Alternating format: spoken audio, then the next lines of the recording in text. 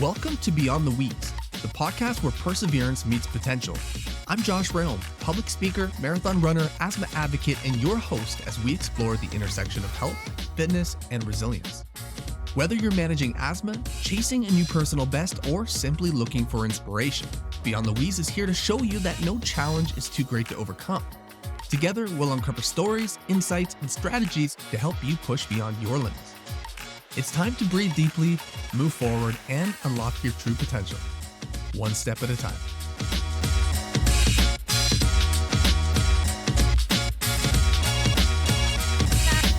In today's episode, I'm interviewing Grace Pyatt, a professional volleyball player from Niagara, Ontario, Canada.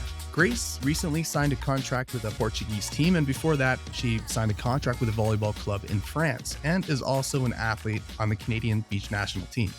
Her journey is a true testament to determination and resilience, showcasing her incredible talent and dedication on the court. But beyond her success in volleyball, Grace's story is one of overcoming challenges, particularly her journey with asthma. Despite difficulties in receiving a proper diagnosis, Grace advocated for herself, found a right treatment, and learned to manage her condition without letting it interfere with her athletic ambitions. Grace's achievements don't stop there. She's also excelled academically, earning degrees in nursing and applied gerontology from Brock University, inspired by her mother's work in the neonatal intensive care unit. Her passion for geriatric care reflects her deep compassion and drive to make a difference in healthcare. Grace's ability to balance her athletic career, academic pursuits, and personal health challenges serves as an inspiring reminder that, with perseverance and support, it's possible to overcome obstacles and achieve greatness. Today, Grace continues to inspire others through her accomplishments and her presence on social media. So without further ado, Grace, welcome to the show. Hi, thanks so much for having me. No, thanks so much for coming on. I feel like we kind of got connected at the right time. I think our contact was Megan. I did a fundraiser through Asthma Canada, just kind of on the side. I didn't think it would yield much, but I just wanted to do something. It was at a point where I was just finishing my first pro season in France, and I kind of felt like it was a momentous moment. Like I made it. I made it to play pro despite having asthma. So I just wanted to do this fundraiser to kind of celebrate. And then she reached out to me and brought up your name, and that's how I heard about you, and I got your contact detail, and worked out pretty good so far. I feel like things kind of happen for a reason. Mhm. I also kind of done the same thing. A momentous moment for myself was when I realized that running was actually helping my lungs. It was actually Mhm. aiding my ability to breathe and live an enjoyable life after, 30 years really of dealing with severe asthma. Going out there and running. Yeah, it was truly a momentous moment when I realized I could run, more than 100 meters without taking my inhaler. So I know exactly what you're saying.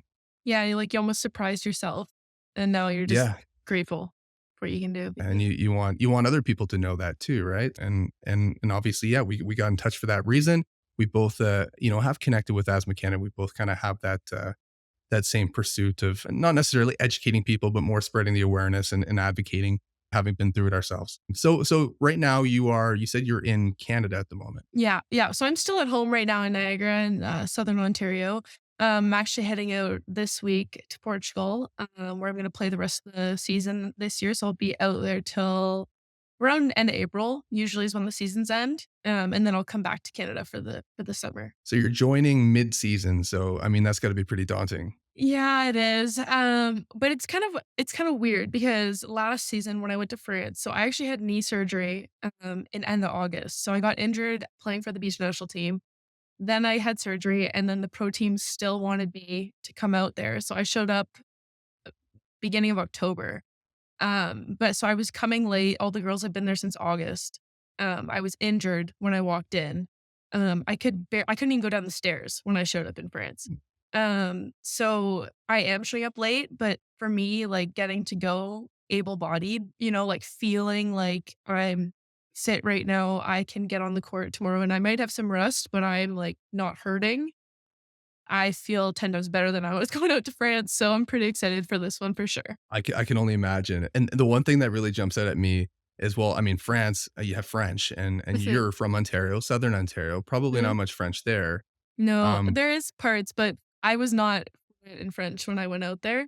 I remember like thinking because I learned a little bit at school. Luckily, I knew numbers and colors and those things. Like, thank yeah. God, saved me. But when I got out there, it was like the fourth person who had asked me if I spoke French after I'd been listening to them talk, and I just started saying no. I was like, I lost all the confidence there. But almost all my teammates spoke English, and the ones who didn't, I eventually would speak French with them, and I'm grateful that they taught me kind of so much. And in my city, there was almost no English, so Right. I really had to learn at the grocery store. I had to use French, and I had a lot of fun. Actually, it was scary a lot of the time just because I was embarrassed, but I'm grateful for that. And like, it's weird because pro, there's always so many languages. Like, I was one of the only people on the team who only had one language. Um, Half my teammates had four. It was crazy. But the way that people find common language to communicate when Mhm. you have to, like, I have a funny story I always tell. I had a teammate from Brazil who didn't speak English, and I had a teammate from Ukraine who didn't speak French. So they figured out that they both spoke Italian. So Okay. the girl from Brazil and the girl from Ukraine would speak in Italian to So each so you other. had to learn Italian. Oh, Perfect. no, I just like it was just crazy. Like, two girls that you didn't expect them to speak together Mhm. because their first, second languages, third languages were not the same, but their fourth languages were the same. So they would speak to each other. And it was like we played multi-language telephone every single day.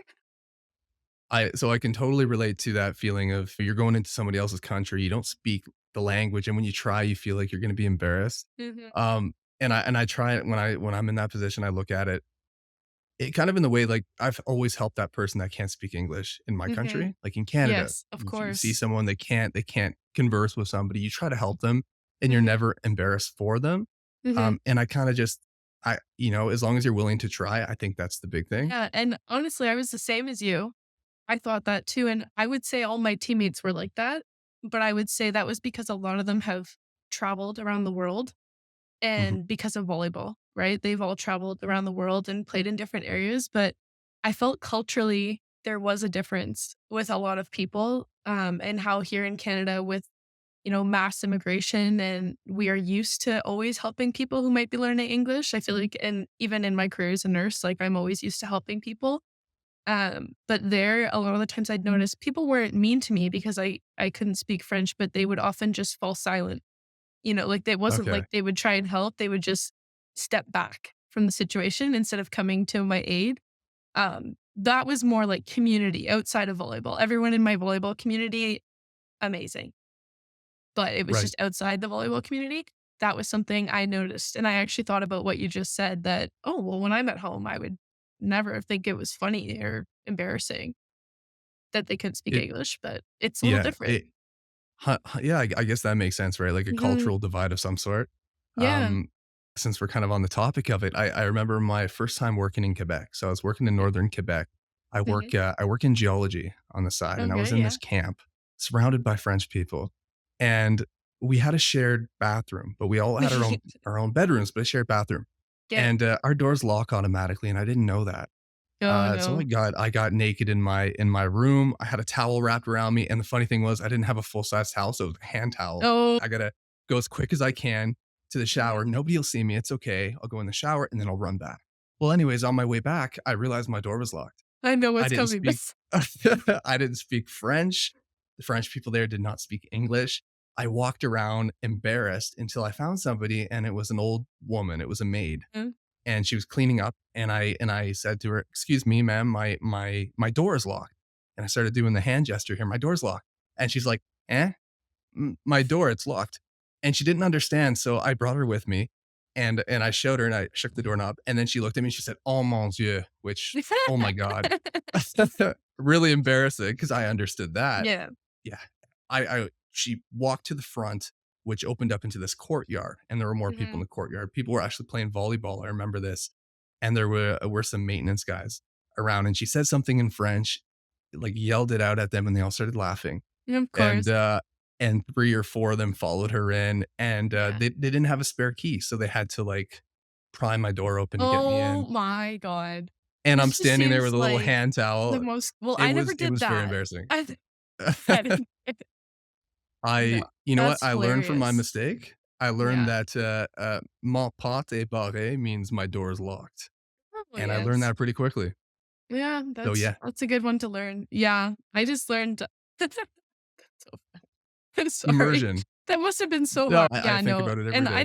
I don't even think I felt like I learned that much while I was there, but because I didn't speak a lot. The only people I really spoke with were my teammates who did not speak English because I knew they couldn't judge me for my French because they couldn't speak to me in English. That's Like true I of had me. Right? to like be able to go through volleyball practice also in French, right? So I know all the volleyball terms because everyone thinks, sports transferable, but there is Right. like differences in terms and what they would say. And I was lucky, obviously. So half my teammates spoke English. If I was confused, I would just look at someone. And there was another Canadian there, and she would just be like, "Yep, go over there, jump, hit." I'd be like, "Cool, move on." Awesome. Um, but, learning what to call for the setters and stuff because 'cause they're listening for French. They're not listening for English, and, Yeah. to communicate to the people around you, I had to speak French while I was playing, and sometimes even, like, I've been going to some practices at Brock just to get ready for leaving, and I caught myself, like, saying them in French. "We gotta fix this." It's such a neat experience for you, right? And you Yeah. get to travel all these different places. It opens up Yeah. new doors. You have pen Yeah. pals all over the world. Yeah, and That's which is amazing. weird, because last year when I went to Europe, I don't have any family in Europe. Like my side, we immigrated to Canada so many generations ago that I don't know anyone over there. And so at Christmas time, a teammate actually took me in and brought me home with her, and she was French. And they said like, "Oh, you have family here now forever." Like, you know, Awesome. it's us. They're so amazing. But now, like, I feel I'm going back this year, and I have all the 12 girls I played with last year and any of the friends I met, and I feel like I have family in Europe now. Like, like Oh, I'm going good. back and people are making Christmas plans. And my Canadian teammate from last season, she's already texting me and she's like, "Okay, so where are we meeting in Europe and where are we gonna go?" And, like we'll spend Christmas together and things like that. So it's kind of nice going back because I feel like I have people there now. Yeah, and that's the cool thing too about Europe, right? Everything's relatively close, at least, the Mhm. western, side of the country or side of the continent, sorry. And you also have, like, Ryanair, which will pretty much take you Yeah, anywhere take for you pretty anywhere. cheap. Yeah, I'm actually going to the Azores though of Portugal, so I'm gonna Nice. be on the islands. And the islands are pretty far out from the mainland. Like they're actually like Okay. they're not right off the coast. I think it's like an hour and a half flight to the mainland from the Wow. islands. Yeah, like it's pretty far Wow. for Europe because an hour and a half flight can get you so many places in Europe. Mhm. So, but I think that's gonna be interesting, obviously, to live on an island, and we'll have to fly to almost all our games. So, Sounds like you do a lot of traveling and looking through your Instagram, I noticed you did a lot of traveling in Belgium. oh yeah, And yeah, and particularly, I'd seen you drinking a Belgian beer, oh, which, love the I Belgian had beer. it's it's so good, and to this day, I was in Belgium maybe I don't know, 8 years ago now, quite a Mhm, while ago, and I still think back to that. I spent a lot of time in Bruges and Brussels, mhm, mhm. and, Jupiler was, like, my all-time favorite beer, Yeah, and I would yeah, go it's there good. not for the chocolate, but I would go there for the Jupiler Us 100%. too. Yeah, my Mhm. teammate, my Canadian teammate and I, like, basically get a weekend off, and we would send each other texts, be like, "Okay, where are we going? Where are we going this weekend?" And sometimes it was, we had practice on Friday, and we have to be back in the city Monday morning for training, so you really don't have a lot of time. Mhm. So we'd go, "Okay, where can we get to that's not gonna take the whole day traveling and that we're gonna be able to enjoy?" And since we lived in the north of France, the border for Belgium was an hour away. So Okay. we'd hop over to and, like, she had family in Brussels, and, we'd get on the train and be in Brussels, and then, like, with train transfers, it'd be, like, 2.5 hours, and we would Okay. already be in Brussels, and we'd get a hotel and whip around Brussels, or we did Antwerp one weekend, and, so we're in Brussels a lot for sure, and, other parts of Belgium. But yeah, and also being in the north of France means all the restaurants have Belgian beer. Oh, perfect. Yeah, I guess so, It right? worked It's out close well. enough. Alright, right on. Well, let's hop into a little bit of, kind of the asthma issues that you had. Yeah, So, sure.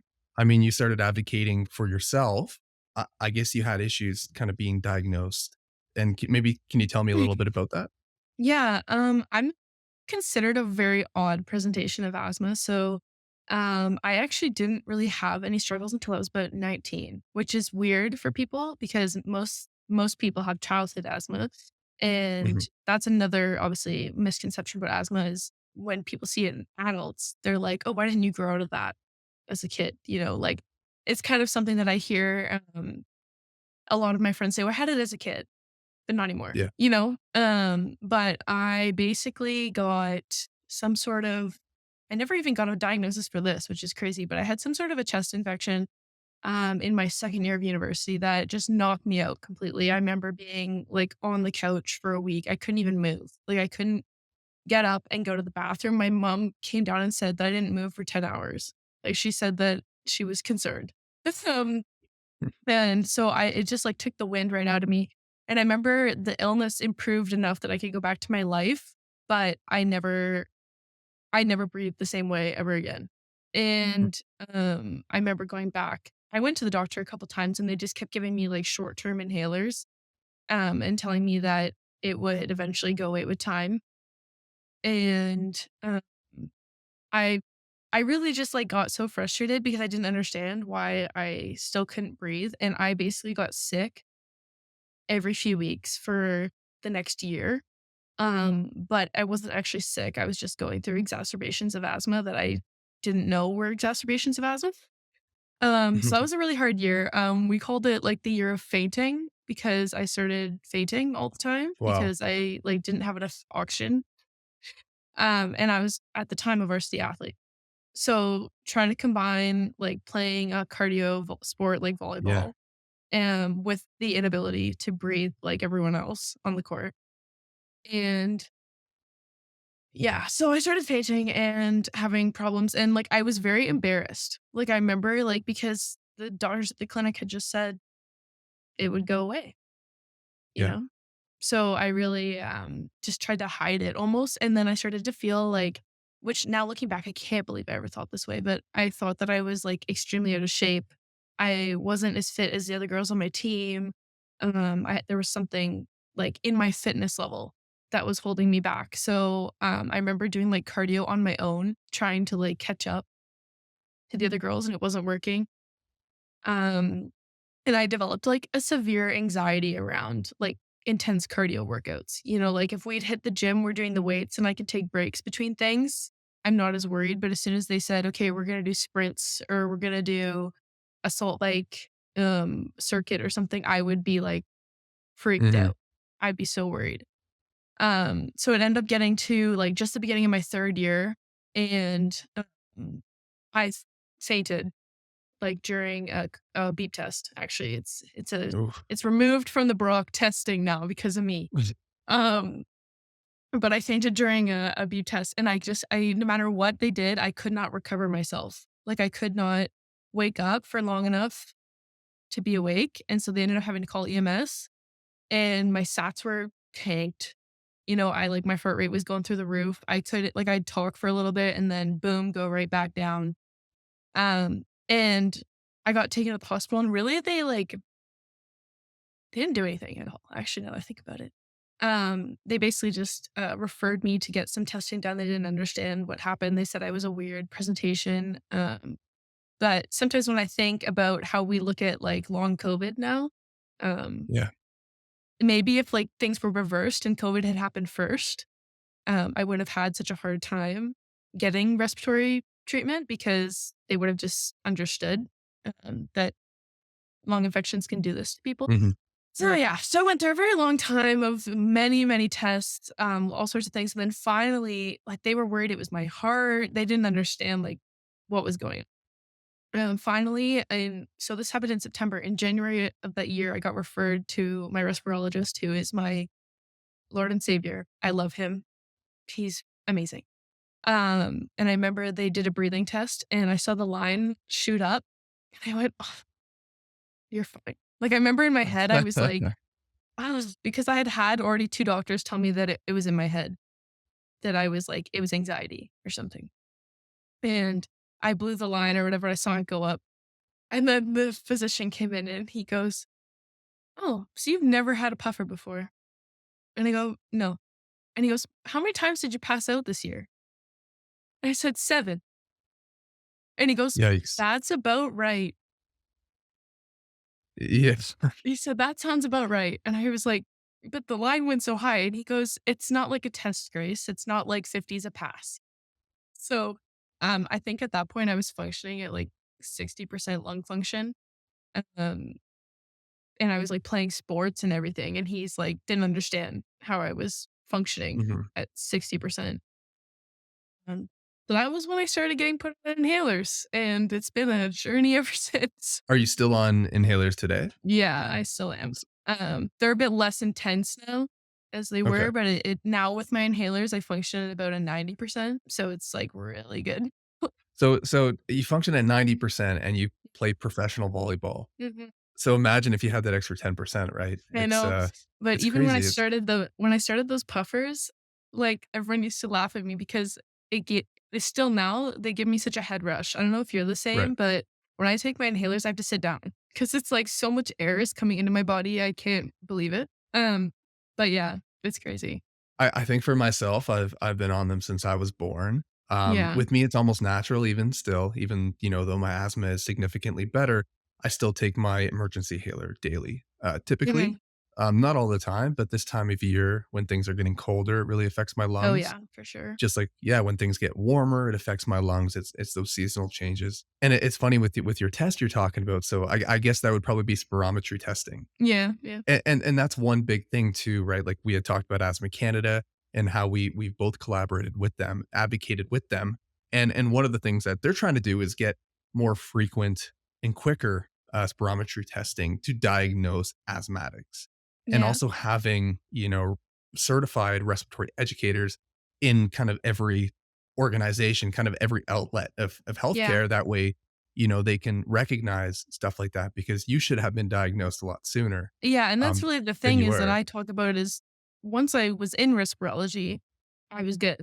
Like, really, it was still a hard battle, but I had people who were so, like, positive and always had answers for me, and they were always like, "No problem is too big," like, we were if I was still struggling even after we changed the meds, I would feel so defeated, we raised my meds, I'm still having problems. I'd come back. I'd be like, "I just wanna give you good news, but again, I have bad news."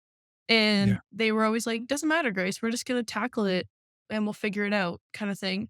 So once I was actually in respirology, my experience was so much better, but getting diagnosed and getting to respirology, that was, like, many months in between. Yeah, it's a long time, Mhm. especially if you're playing, something that's like volleyball, Yeah. anything cardiovascular, it's huge. And so Mhm. I can assume that your asthma is exercise induced as well. As you said, Yeah.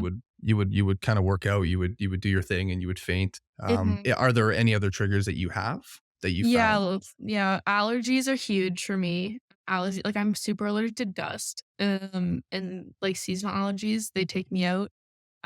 Like everyone, any kind of cold or infection, I feel like I drag it out longer than most people, Mhm. like, they're sick for a couple days and I'll cough for a month kinda thing, and temperature change, like you mentioned, so really cold weather, but also hot. With asthma, a lot of people think just the cold weather, Yeah. shocks your lungs, but really hot air also does a lot of things. I don't know if I can segue into my big asthma story that I wanted to share, but it was to do Yeah, with for sure. temperature change. So we were playing at a gym. This is like you have to know if you go to Brock and you're from my era, this was like famous.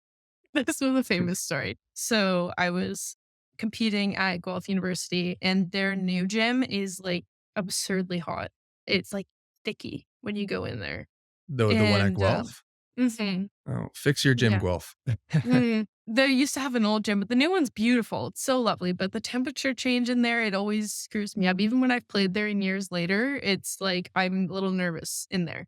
Okay. So I had just newly been diagnosed. They just put me on inhalers. We go into this gym, we played this game. We're in the fourth set, and I have also with my asthma something called laryngeal spasm. So basically, when your asthma gets irritated, and like starts to get aggravated. Sometimes my throat, when my vocal cords are rubbing together too fast because I'm hyperventilating, my throat just closes for a Ooh, little second. So we were in a big rally and it was a really long one actually. And I was running around and I remember at some point being in the net blocking and getting out of breath. I remember just like feeling like that I was gagging. And it was true. I was because I had no airway. So my throat actually closed and then the point ended and I turned around and my teammates, like, I bent over and I stood up. They said I was like purple. And so I went into full laryngeal spasm and I lost consciousness on the court, passed out on the court, on the floor. A very nice man put a towel under my head. I remember that. And they had to call EMS. And my teammate's dad is an ER physician and my mom's a nurse. So she said that she stood up and he stood up and they looked at each other. And she said her first words, not were like, that's my kid. Her first words were, I'm a nurse. And then he said, I'm a doc, let's go. And they both just ran and they had to come down to the court and they were like working on me. Someone had to run and get my inhalers. And I didn't even know how I coordinated that breath to take the inhaler. Honestly, to this day, it was like the most focused I ever had to be in my life. Um, and EMS ended up having to take me away from the game to the ER in Guelph. My parents had to follow a police escort to Mm, go. It was just the weirdest thing. And then the game got stopped for about 30 minutes. They re-warmed up and started the game exactly where they were, like in the critical point of the fourth. The team pushed it to a fifth. And I remember the team, so a fifth set in volleyball only goes to 15 points. And they were down like 13, or no, they were down 9-2 at one point, Brock. And then they were down, the other team had 13 at one point and Brock came back and won. And I crazy. remember like being in the hospital when I was like stable and everything. Parents texted my family to make sure they knew I won. And like, oh my God, just the like everyone still kind of like gets emotional talking about the day because I remember like going back and seeing my teammates for the first time and my coaches and stuff after having left the game. And in earlier in that same game, we lost a teammate to an ACL tear. So it was like 2 players down. They came back and won in the fifth. It was just like the craziest story ever. Even my Uh, mom still cries when she talks about that day. no kidding. Sounds like a movie, right? Like the Yeah, it teammates just does. kind of came together and like, we got to win it for Grace. We have to win it for this player. Yeah, yeah, And they did. like a movie. So kind of leads me into my next question. Did your diagnosis or even, this story here, did anything like that deter you from playing volleyball? Yeah, I think so. And it's sad because I remember when I first started my fundraiser for Asthma Canada, I remember one of the reasons was because I, one, almost retired myself, like, even before university was over, and something like that game, was a major moment, kinda like, "Why am I doing this to myself?" But also, I had a lot of guilt, I feel like, put on me, by some physicians that were involved at the time because they became nervous, obviously, I understand why. Mhm. Um, and they had kind of felt it was dangerous for me to be playing, but then also like unfair for staff to have to respond to emergencies and stuff all the time. And I remember one doctor kind of, which I don't agree with, but almost threatening me with medical retirement, saying like if I had one more asthma incident in this year, like I was done and I was not going to be playing anymore. Which I don't really feel was the best way to handle it because obviously then I had all this added stress, which isn't good for your asthma either. In like, I can't have another asthma attack. And then I feel like I withdrew because it was like, I can't tell people I'm struggling. I can't tell people that my asthma's not good today because if I admit to that, I might be benched, and Yeah. it became that. So then I formed this whole embarrassment of my inhalers. I remember like I would take them behind the bench. I would like bend down like behind the bench or like go into a stall in the bathroom before the game, take them in there. Mhm. And I mean, now at the point in my life where I don't feel that embarrassment, it's kind of crazy to me. But at the time, I do understand why I felt that way. I think it's normal. Unfortunately, whether we like it or not, there's a stigma there still with asthmatics. We all Hmm. think of that. I don't know if you ever watched Disney's Recess as a kid, but we always think of that. Hmm. We always think of that kid that would pull out his inhaler and he would take Yeah. it, and his friends Yeah. would kind of laugh at him about it, or he'd be in a high stress situation and go, you know what I mean? Yeah. No, it's always the geeky kid.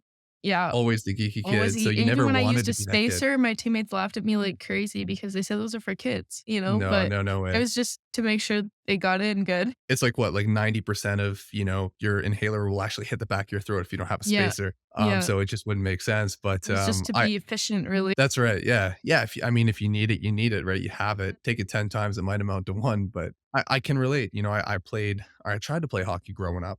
And I remember when it came to tryouts for my high school team, I I needed my inhaler so bad, and we were Mhm. doing a beep test. So this was the inside portion. We were doing a beep test, and I had to make up an excuse, and I can't remember what that excuse was, but I said I had to leave because of something else. In reality, I was having an asthma attack, and I just didn't want them to see me taking my Yeah, inhaler because I thought, I know. you know, yeah, if I miss this portion here, that's okay. I can still maybe do well at the next portion, and I'll still get on the team, and I'm not going to embarrass myself. And there's always next year. Definitely not the way to think. And, I've ran into issues before where I've fainted or collapsed Yeah. because I'm going without my inhaler because I'm too scared of what people think. And like you think back to it now and it sounds so silly, but at the time it made Mhm. so much sense. So I think what you're doing, I think what you're doing is huge, right? Because it lets people understand that there's nothing embarrassing with taking out your inhaler and you Mhm. can still do amazing things. And you could actually do even better things because you have that chip on your shoulder. Mhm. Right? And how dangerous is it too that we feel the need to go into a isolated place where we are alone to take our inhalers? Like I always think it's kind of comparable, but when people, are choking and like they get embarrassed and they want to leave the room or Mhm. something, and people always say, no, if you're choking on something, you don't leave the room because then you're by yourself. What an emergency could be happening. And it's really the Yeah. same with asthma. A lot of us leave the space. I always felt at Brock, which was good. It's in the beginning, it was a joke. My coach at Brock called me Puff Puff for half my career. Like it was a very big joke. But my Right. teammates really adopted the theory of like we will be like educated in asthma to take care of Grace. And my coach took a course on it. I remember when I got diagnosed, and my teammates, like many of them learned how to administer my inhalers properly. They like made sure to all talk to each other about what my signs were of when they figured I would need it. Sometimes I'd be mid game and I might even not even have thought about it yet. And I had teammates come up to me and be like, "Are you good? Do you need your puffer?" And I had a bag. We said it was Grace's lifeline. I still do it to this day. I do it in pro. I have a fanny pack that has my emergency inhalers in it and any kind of medications I might need, and it goes on the bench. People are always aware of where it is just in case. I Good. haven't needed that for years, like for in a game kind of thing, for where I couldn't get to it myself. But there was always like 3 teammates on my team who knew where it was and could get it to me if I needed it. Um, and that's why, like, even when I go overseas now, I have a little, Canadian, logoed, one, so everyone knows it's mine. And even, like, I always tell people, like, that traumatic story, when I fainted, I did not hit the ground. Like, I never hit the ground once when I had these attacks, 'cause I always had a teammate who would run and grab me, and they'd lower me down and help me, and, that's kind of, I think, what we need to do with asthma care and if supporting a friend with asthma, because it's not this, like you said, nerdy kid with a joke. It's something that's serious, and having someone who's Yeah. willing to help you is just so important, and was important for me to keep playing, really. Yeah, and if you know you have a team there that supports you, you're more willing to actually take your inhaler when you need it and to seek help when Mhm. you need it and not, hide in the locker room or hide in the bench and do it. So we'll move on maybe a little bit talking more about volleyball. So we had talked about you played at Brock and you also went along to France to play professionally and now you're going to Mhm. Portugal. So where did it all start for you and at what point did you and or your family kind of realize that you had potential to actually go places? Well, see, I when I think back, I actually would have started my first, like, volleyball lesson, I think I was in the 4th grade, so I was pretty young, but I remember it's because I actually got cut from the school team. I didn't make the school team, in grade 4, which obviously I was so uncoordinated back then, but it's funny now because I play professional and I got cut from the school team. But I remember watching my Take my that, mom. school. No, I was definitely not coordinated. I took a while to grow into my body. Because I'm 6'2", so I'm not a short girl. So it took a while to grow into myself. But my mom always played in women's league. So I would like go with her when I was a little kid and I would watch her play. And I thought this was like the best thing in the whole world is my mom's like rec volleyball. That's all I wanted to do. So I started taking lessons locally in grade 4 just for fun, and then I started playing travel ball when I was in the 7th grade, I think, through Niagara Rapids. I Okay. played left budge pretty much most of my club career. Um, we hit 16, 17U, smaller teams, I did play. 18U, I played. It was a good time, but I had to play in Hamilton because a lot of women's teams become smaller as you get into your later teen years. So I had to move.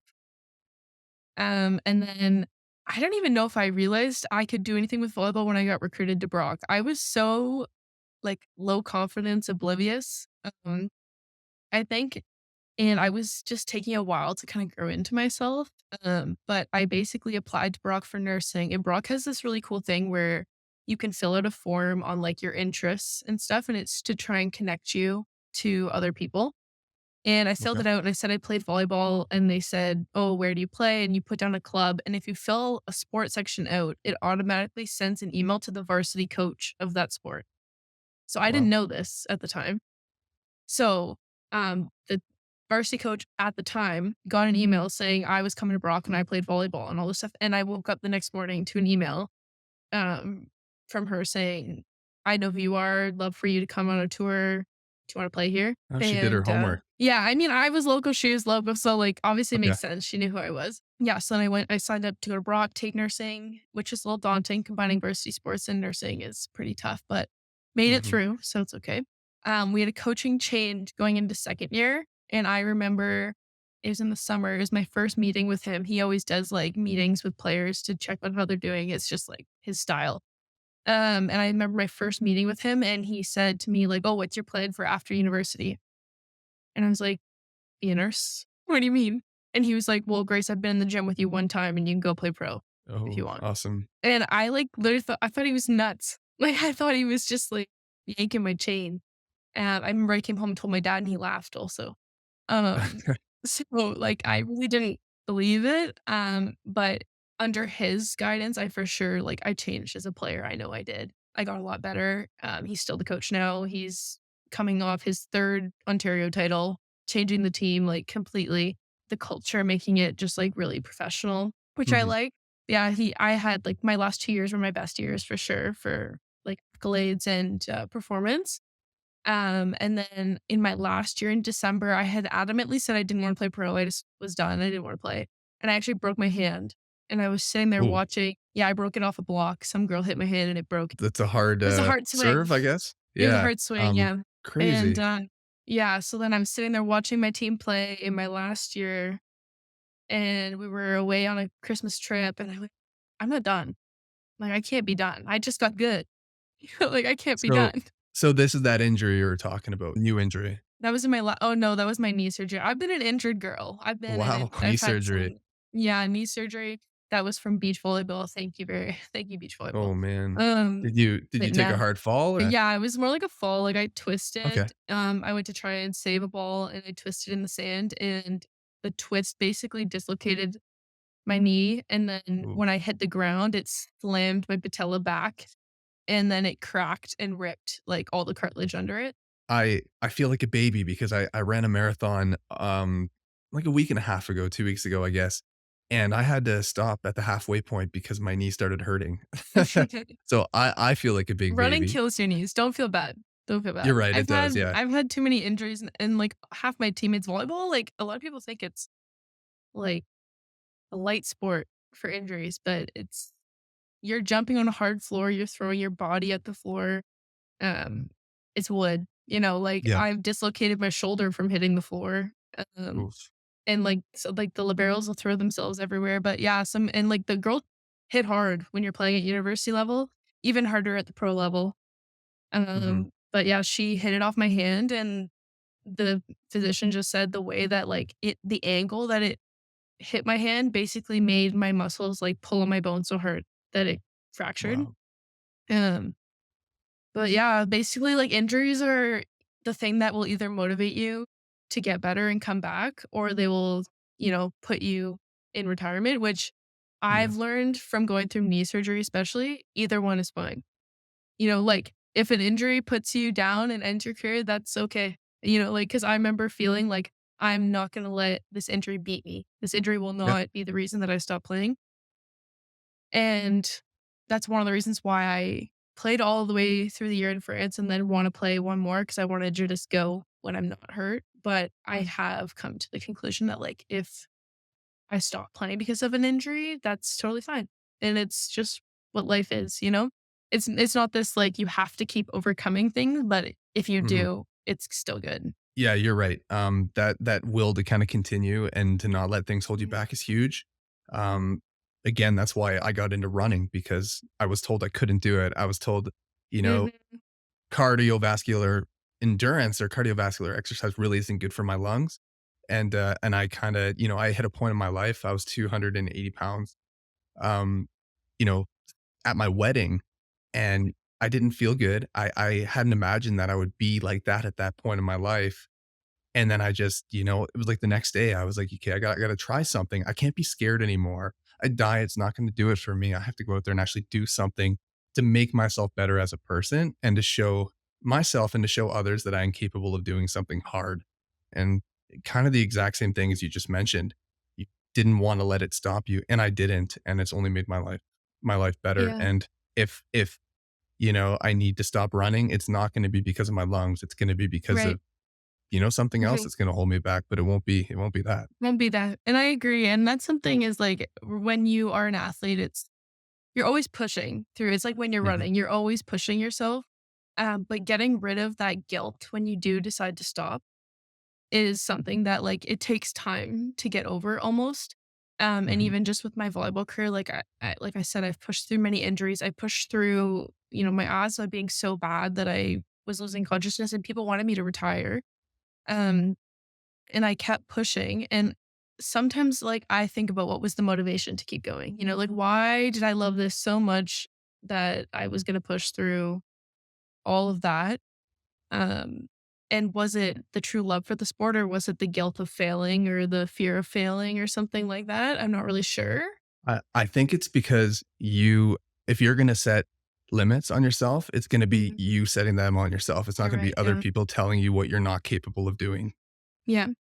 Yeah. And I That's do the hard thing. remember like a conversation with a coach at one point who said, like, okay, like you want to go pro? Like, I'm not sure the pro like facilities will be able to manage your asthma. Like, I'm not sure Okay. if they're going to be able to handle that kind of thing, like their medical staff. So that was also a real motivation for me to get like a big management control on my asthma and to learn all my triggers myself and to Right. be in charge, of my asthma. And there's still times when, you're not in charge and it is guiding your life. But for me to like trigger manage and become almost like hyper vigilant about many things, that was because like I didn't want the limit of not being able to play pro to be set by my asthma. Like if I didn't want to go back, it's from me, not from the disease. Okay, so we talked about Brock University. Mhm. Now what Love it about, there. what's that, sorry? Love it there. Love it there. Well, you said you Yeah. still kinda do some work there. Yeah, yeah. So, well, I did 4 years of nursing school and then I did a master's after. And I Oh, played there the whole time. So busy. the gerontology degree is a master's, actually. So, that's why I still work there is 'cause, with my master's, I was able to get a research position there. So I Okay. do it remotely, but I work as a nurse researcher for the university underneath a nursing professor. We actually just got accepted for publishing for one of our studies like last week. So it's going to be in the International Journal of Older People Nursing. So I'm really excited about that. What made you kinda pursue that field? Honestly, it's sad to say, but in the beginning, it was because the schedule of research can work so well with a sports schedule. And I knew I wasn't done playing yet. And like as athletes and pro athletes will know, holding other jobs while trying to train full time is almost impossible. Many Canadian athletes really struggle with financial barrier when they're trying to still compete. And luckily, with my master's, it gave me the luxury to work remotely, and my boss is super supportive. So I would be in another country or traveling across Canada playing beach volleyball and doing things like that. And we just arrange meetings when I can meet. And I do a lot of my editing and things through just online. And then also this semester, I started marking for 2 master's programs at Brock. So I like the students handed assignments, I mark them, I upload them, put their grades in, and it's all virtual. So that was like the motivation. But I really have fallen in love with the teaching and research side of nursing. Okay. I think it helps me almost. be advocating, but to the next generation of maybe people who will be out in the community, especially around older adults. In gerontology, I'm very passionate about that. Um, so I feel like I get to teach and I get to contribute to the research community while I'm still playing volleyball. And then even I've said when I'm done playing volleyball and I pick up more full time work, I will always still do this research because it's proven to me it can be done with other things. So I think I'll always still do this side of work. Yeah, it started out as convenience, but it's definitely grown into a passion. You never really work a day in your life if you're following your passion. Mhm. And this is kind of, with my advocacy stuff that I do, it's not my full-time job, but in the downtime that I do have, it's gonna be my full-time job because I actually love it. Yeah, right. So I agree with that 100%. As long as you have time to do it on the side, then do it. It makes you happy. Yeah, yeah. So have you found that your asthma diagnosis has it affected your work either for the better or for the worse? And I guess what I mean by that is, do you find you're able to relate more and understand kind of respiratory ill patients or research in any way that might assist to kind of make everything better, whether it's for them or for their teachings? Yeah, Or have you sure. noticed any major healthcare gaps whilst doing this that you can, in your position, that you're able to kind of fill or maybe start rolling the ball to make a change for? Yeah, I think, when I was still in nursing school, it definitely helped me, when I was caring for patients, like, in hospitals. Right now, I don't work, in hospitals, so I feel like I experience it less now than I did before, but, um, administering asthma medications, I always felt like like, my technique was pretty good because I'm used to doing it on myself, Hmm. and educating people about use of inhalers or inhaler care, all sorts of stuff. I always remember those ones, that's for sure. I always got that question right on the test. Um, and You're a definitely pro. yeah, even in, in asthma care, I think I would notice gaps in just simple things like I said, administering inhalers. I can do them as a nurse, but how many people don't know how to properly administer their inhaler? This is the most simple thing, and it's health taught constantly. But that's part of my research actually. So, um, we talk about self-management of chronic illness a lot in my research. So, how can people better themselves at home when they're not in the hospital or not in a doctor's office? And how can we help them to help themselves? So, we talk a lot about change theory and why do we teach someone how to use an inhaler, show them how to use the inhaler, give them all the means to use an inhaler, but for some reason they go home and they use it wrong. Mhm. That's like kind of what in different ways, I study this a lot.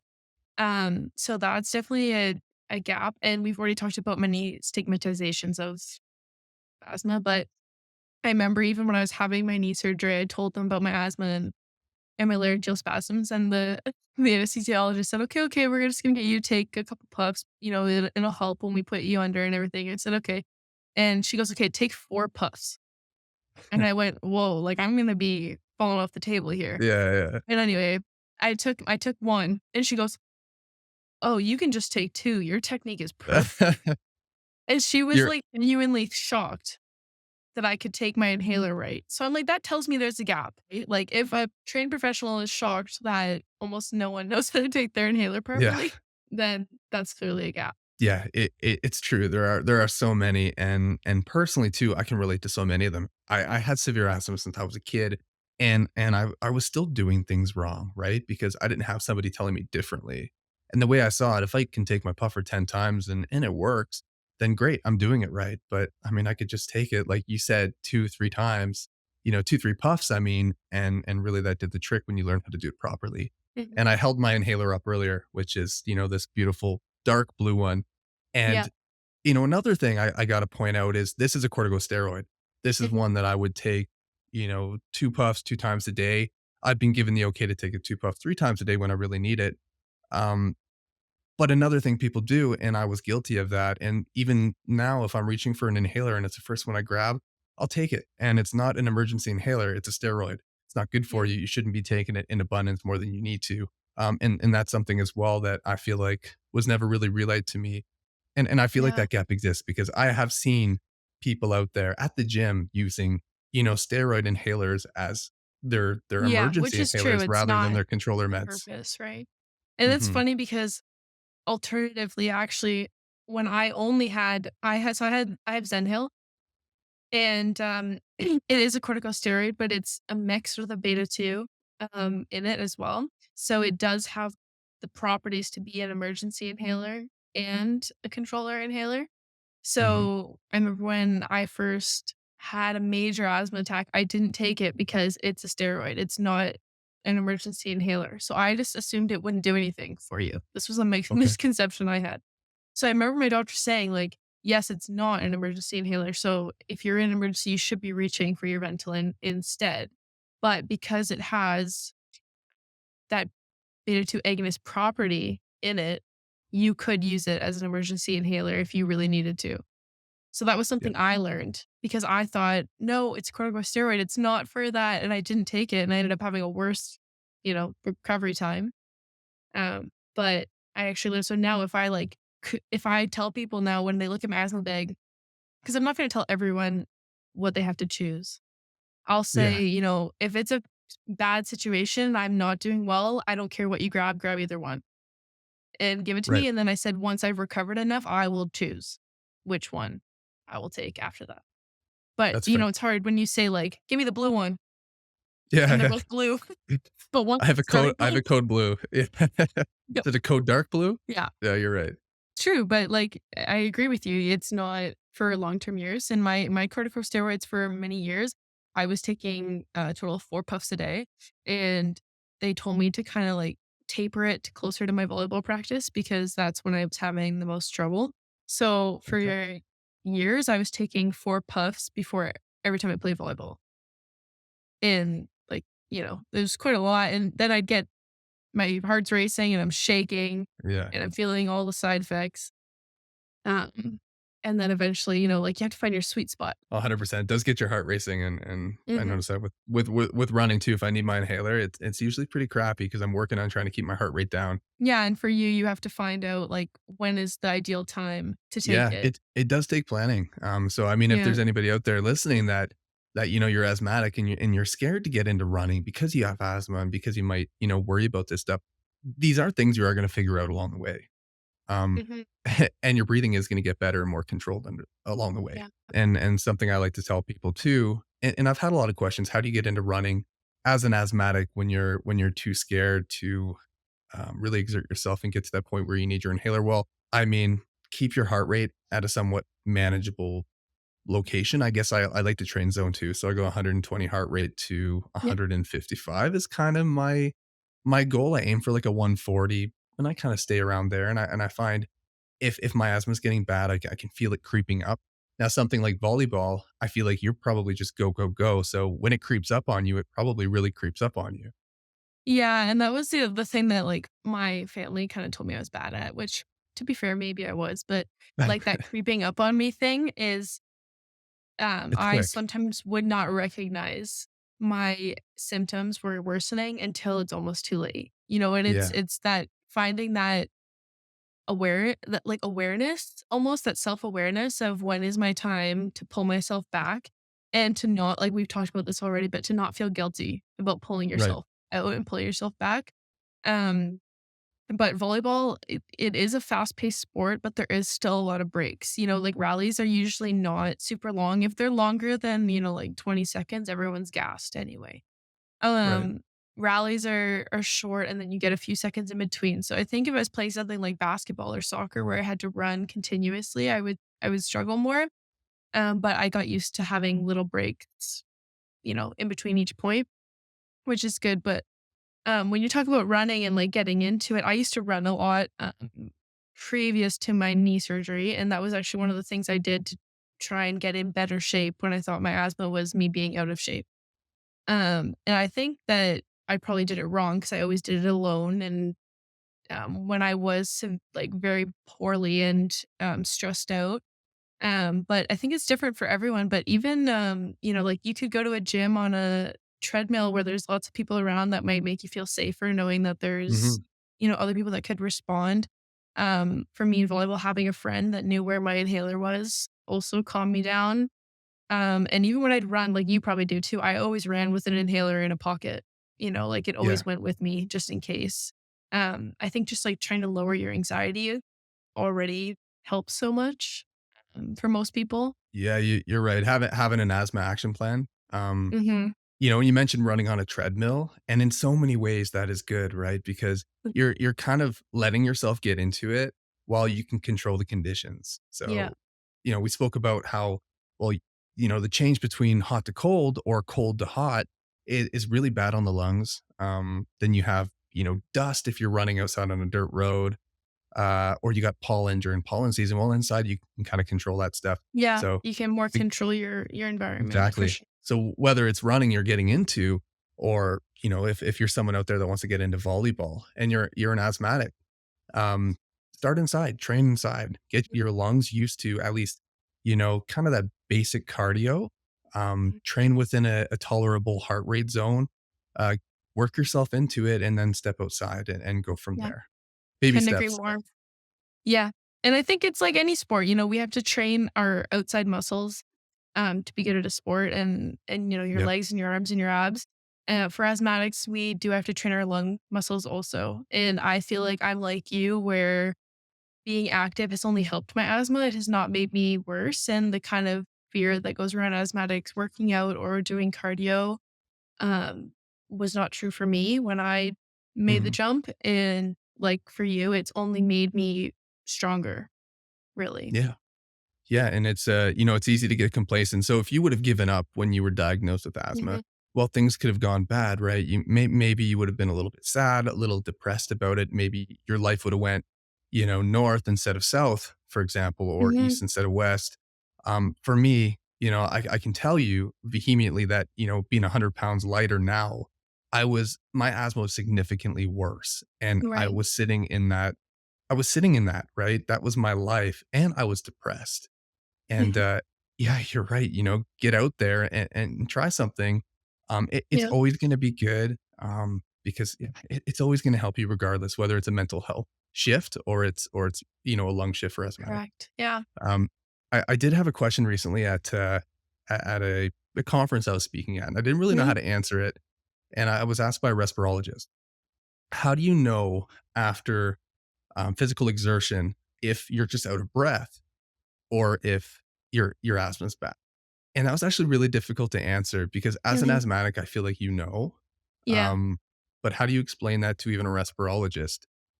And for myself, when I was a kid, I will admit I've been in situations where I couldn't tell. Even thinking back now, I couldn't tell what it was. If I could answer that now and, answer that to people that might be wondering the same, how could I tell if I'm out of breath or if I'm actually having an attack? Give yourself, a minute to cool down. Don't take your inhaler if you don't actually need it. If you absolutely need it, it's kind of, do or die, take it. But if you Yeah. have a minute or two to let your heart rate kind of settle down to see if it's Mhm. actually what you need, and I think that would have been my response to that individual if he could ask me now is, give yourself 2 minutes. Make sure that Yeah. it actually is your breathing, is your asthma, and it's not just the fact that you're out of breath. Take your inhaler and go from there. Yeah, and I think you're right on the head there where you say that, like, as asthmatics, we just know now, but there were times in our lives where we couldn't tell. Because there were definitely times in my life where I had no idea if it was asthma or being out of breath, and sometimes then I found out too late.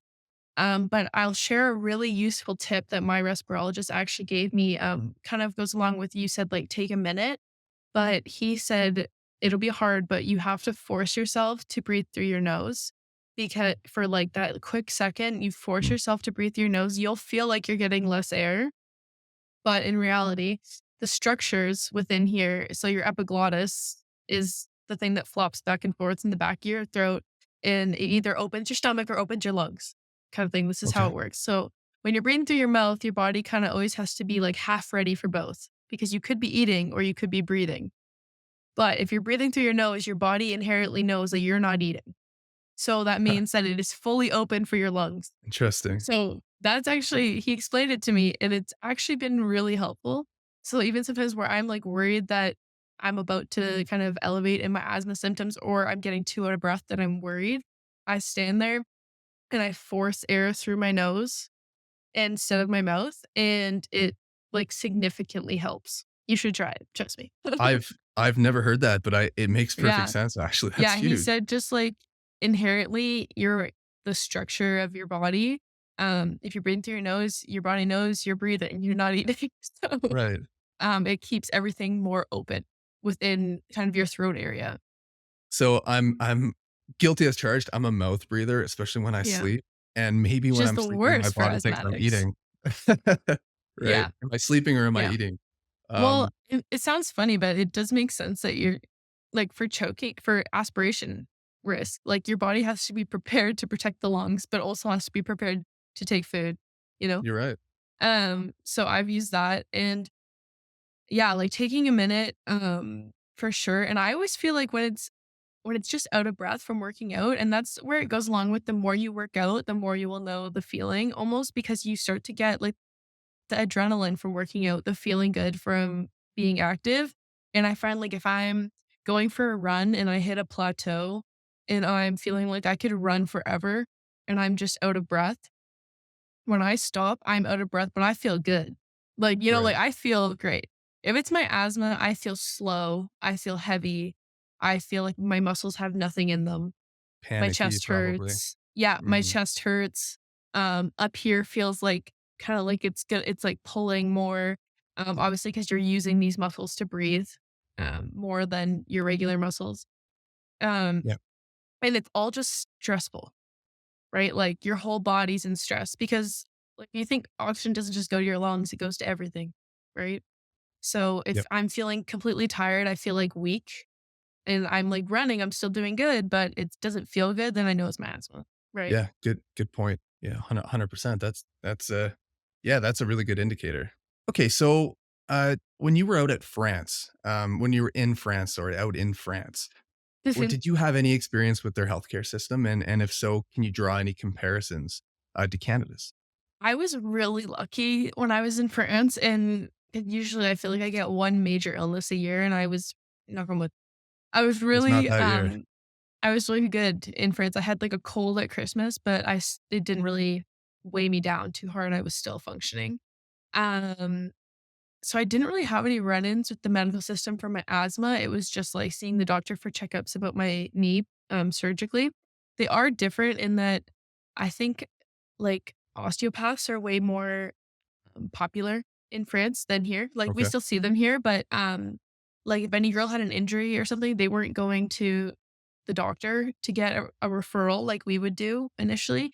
They were going to an osteo right away. Mm.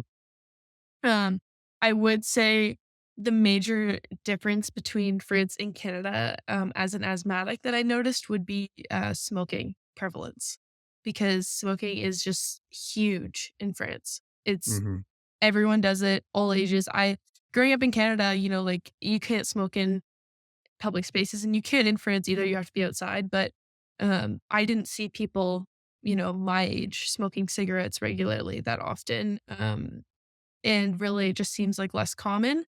Um, and as an asthmatic, almost everyone who's an adult for sure. Like none of my teammates did because we're all athletes. But like the general population, everyone's smoking. So, we're driving to a game and our driver, love him. He was a great guy, but he lights up a cigarette and is holding it out the window and smoking in the car while we're all driving to a game. And I was like, well, this is different than being at home because this would never happen at home. Yeah, what a culture shock, right? Okay, so what's next for you, Grace?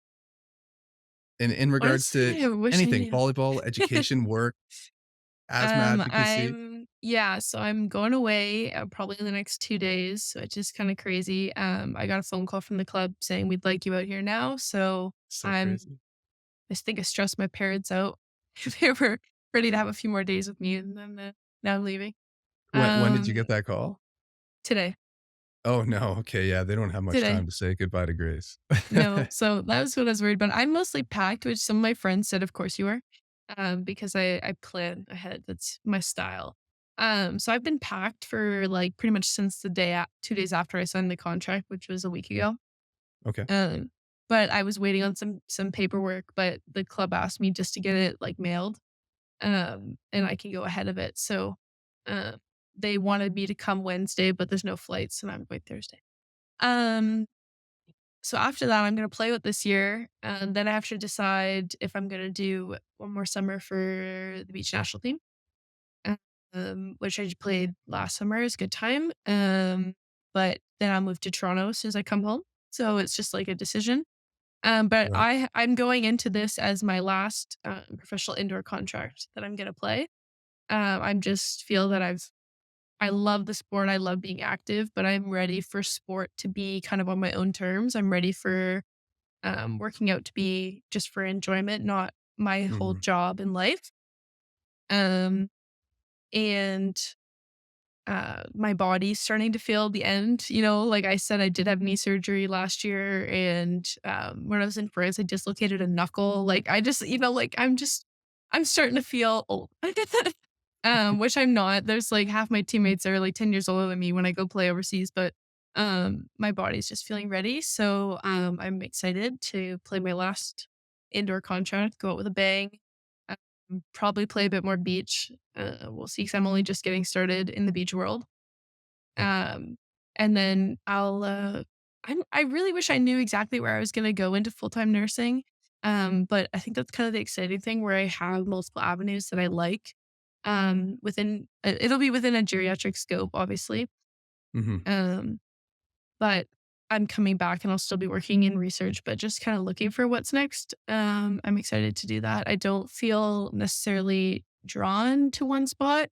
I did finish my nursing degree primarily doing palliative work, so I can picture myself doing some of that again, um, and kind of getting into end of life management for patients. But a lot of my research has been community based and self management of chronic illness. So I feel kind of pulled in multiple ways, but,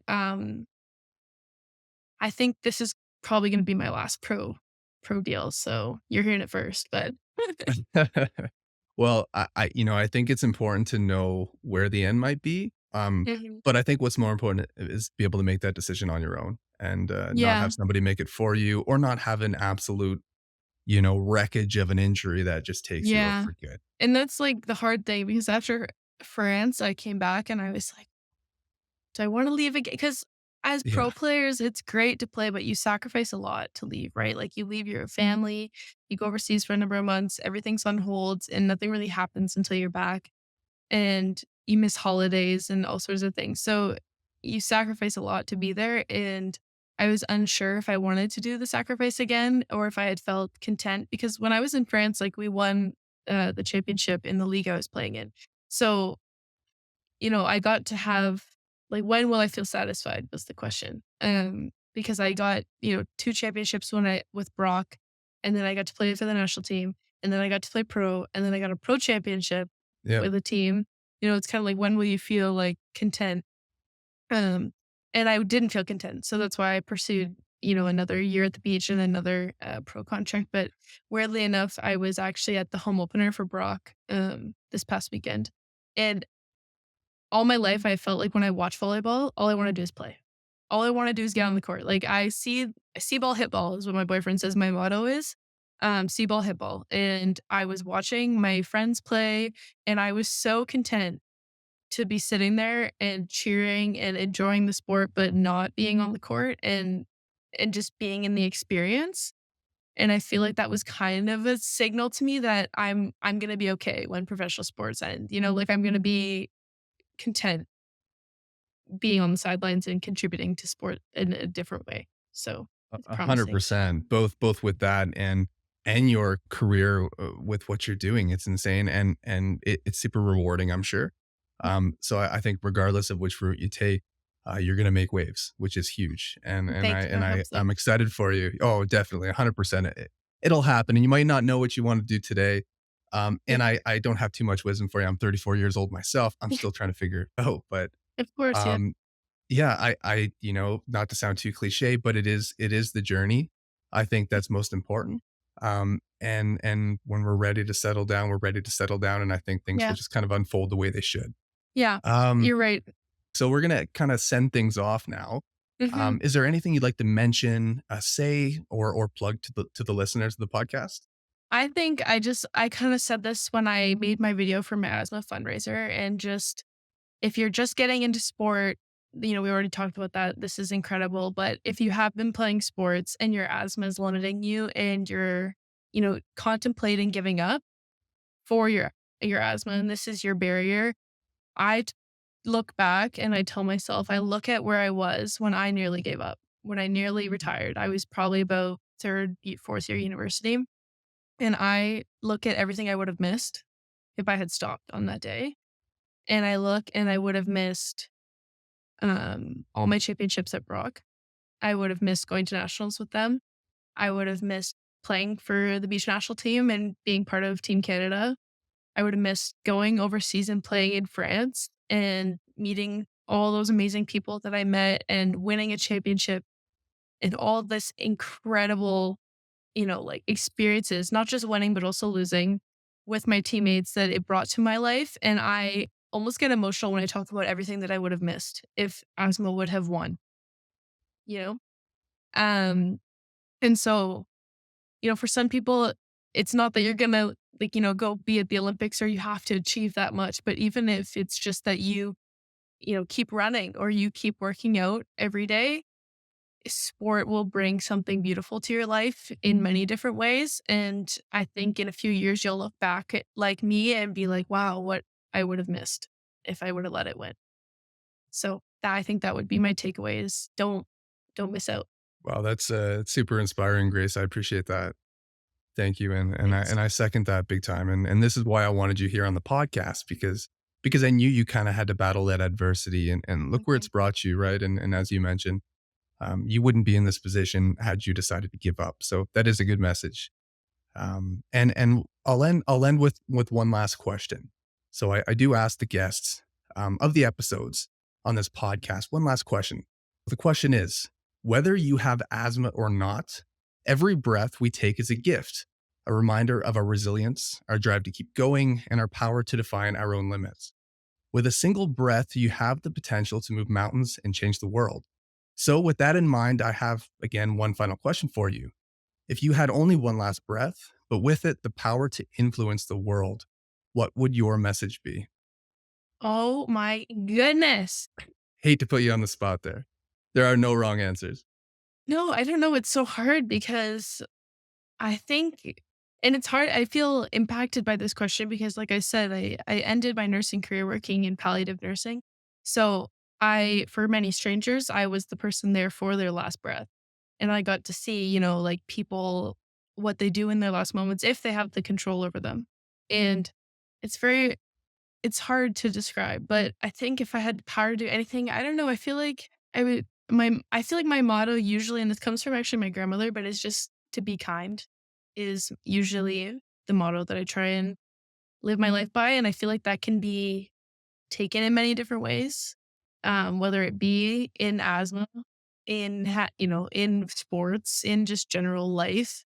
I think that if you just go out each day and you try and be kind, then that will make a difference. So I think if I could only do one thing in my final moments, it would just to be something that is kind to someone else. I think that would have to be it.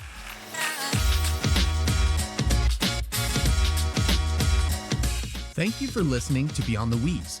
If you enjoyed this episode, don't forget to subscribe and share. Follow us on Instagram at Beyond the Wheeze or follow me at the Asthma Runner for more updates. Keep breathing strong and remember, your potential has no limits. Until next time.